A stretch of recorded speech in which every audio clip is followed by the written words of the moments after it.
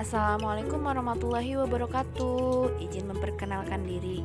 Nama saya Rima Nurmala dengan NIM 19010104 dari kelas B1 BK 2019. Dalam video ini saya akan membahas tentang penerimaan diri. Gimana kabarnya kalian semua? Semoga tetap sehat dan tetap semangat untuk mengikuti pembelajaran kali ini ya. Nah, kalian sebenarnya tahu nggak sih penerimaan diri itu seperti apa? Penerimaan diri itu sama dengan I love myself dan yourself. Karena penerimaan diri merupakan kunci dari kebahagiaan. Lalu, apakah kalian sudah menerima kekurangan dan kelebihan diri sendiri? Maka dari itu, untuk lebih jelasnya, mari kita simak penjelasan berikut. Apakah penerimaan diri itu? Penerimaan diri menurut Batman adalah kemampuan seseorang secara penuh dan tanpa syarat dalam menerima dirinya sendiri. Berdasarkan pendapat Batman bahwa penerimaan diri itu memiliki dirinya secara penuh. Sejalan dengan konsep penerimaan diri tanpa syarat tentu harus menerima karakteristik diri. Adapun karakteristik diri adalah kemampuan yang paling penting untuk dimiliki setiap siswa. Hal ini terjadi karena remaja individu mulai membentuk kepribadian dan serta konsep diri. Sekarang saya tanya, apakah di sini ada yang sedang merasa seperti di gambar, yaitu sulit terbebas dari rasa bersalah? Nah, sekarang siapa yang merasa seperti gambar yang kedua ini, yaitu kurang merasa percaya diri terhadap apa yang dimiliki? Coba sekarang siapa yang merasa seperti gambar yang ketiga, yaitu tidak menerima kekurangan dan selalu membandingkan dengan orang lain, yang dikenal dengan istilah sekarang tuh apa ya? Insecure. Oh iya, insecure. Jika kalian merasakan rasa itu sekarang, berarti kalian sedang dalam penerimaan diri yang kurang baik.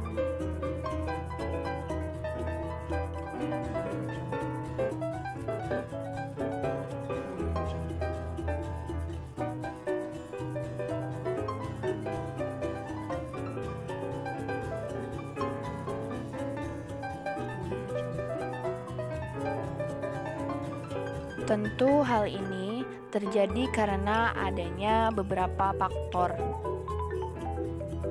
Menurut Harlock 2006 menjelaskan tentang faktor-faktor yang mempengaruhi penerimaan diri. Nah, yang pertama yaitu ada pemahaman diri.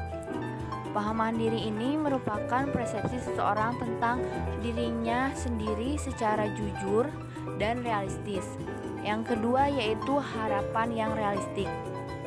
Dalam hal ini, individu diharapkan mampu untuk menentukan sendiri harapan yang diinginkan dalam mencapai tujuan hidup dan bukan ditentukan ataupun terpengaruh oleh orang lain. Yang ketiga, tidak adanya hambatan lingkungan.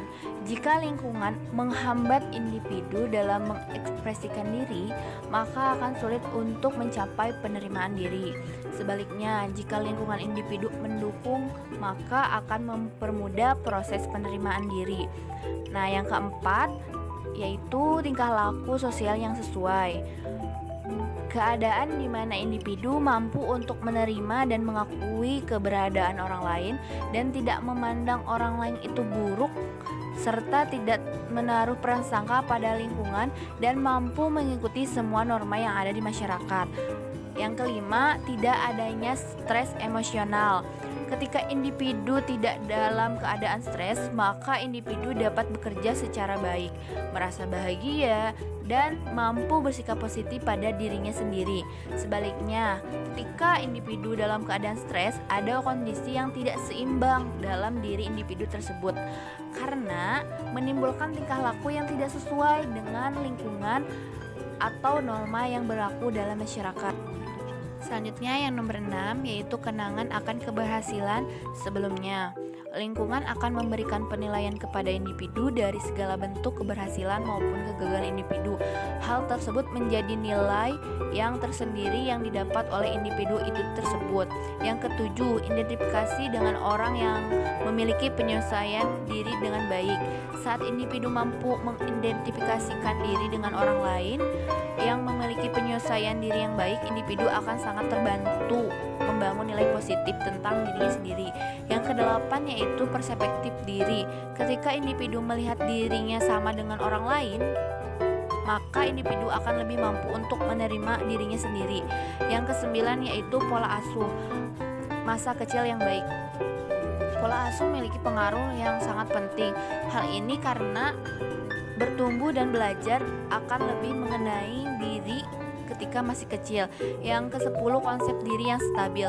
Individu yang memiliki konsep diri yang stabil yang mampu melihat diri dalam kondisi yang sama. Hal ini berpengaruh besar.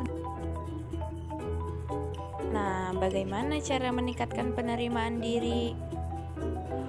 Salah satu pelatihan untuk meningkatkan penerimaan diri adalah pelatihan berpikir positif. Pelatihan berpikir positif adalah pelatihan yang lebih menekankan suatu cara berpikir dalam sudut pandang dan emosi yang positif, baik terhadap diri sendiri, orang lain, maupun situasi yang sedang dihadapi. Pembelajaran kali ini cukup sampai di sini. Mohon maaf apabila ada kesalahan. Assalamualaikum warahmatullahi wabarakatuh.